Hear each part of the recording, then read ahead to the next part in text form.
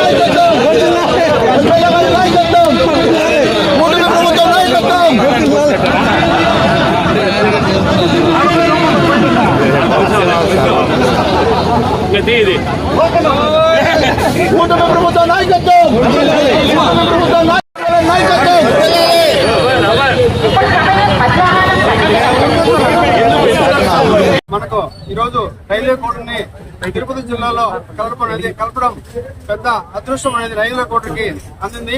కావున ఏదైతే 18-19 రోజుల నుంచి రైల్వే కోర్టుల్లో ప్రతి ఒక్క ఎడ్యుకేషన్ ఇన్స్టిట్యూషన్ ప్రైవేట్ స్కూల్స్ ఏదైతే ఉన్నాయో జేఏసీ సభ్యులు ఎవరైతే ఉన్నారో ప్రతి ఒక్క విద్యార్థిని కూడా రైల్వే కోర్టు ప్రజల తరఫున వారికి ధన్యవాదాలు తెలియజేస్తున్నాను.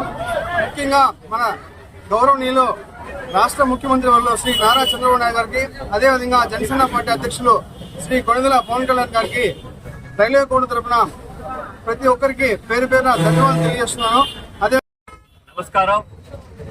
ఈరోజు కోడూరు నియోజకవర్గాన్ని తిరుపతి జిల్లాలో చేర్చినందుకు మన ప్రియతమ నాయకుడు మన ముఖ్యమంత్రి చంద్రబాబు నాయుడు గారికి, అదేవిధంగా మన డిప్యూటీ సీఎం పవన్ కళ్యాణ్ గారికి కృతజ్ఞతలు తెలియజేసుకుంటూ మన కోడూరు నియోజకవర్గ ప్రజల తరపున 2,05,000 మంది ప్రజల తరపున వాళ్ళకు ప్రత్యేకమైన కృతజ్ఞతలు తెలియజేసుకుంటున్నా.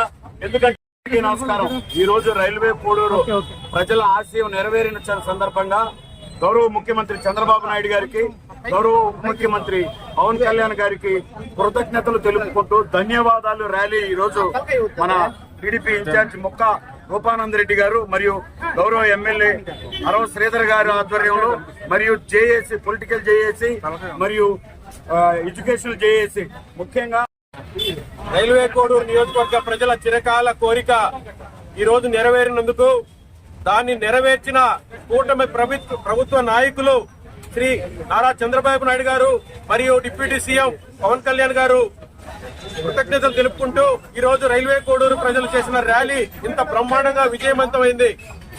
ఇక కూడా రాబోయే రోజుల్లో రైల్వే కోడూరు కావాల్సిన అభివృద్ధిని తిరుపతి జిల్లా ద్వారా సాధించుకోవాలని, దానికి నాయకులందరూ కలిసి ఐకమత్యంగా ఉంటేనే అది సాధ్యమని ఈ సందర్భంగా తెలియజేసుకుంటూ మరొక్కసారి మా నాయకులకి కృతజ్ఞతలు తెలుపుకుంటూ సెలవు తీసుకుంటున్నాను.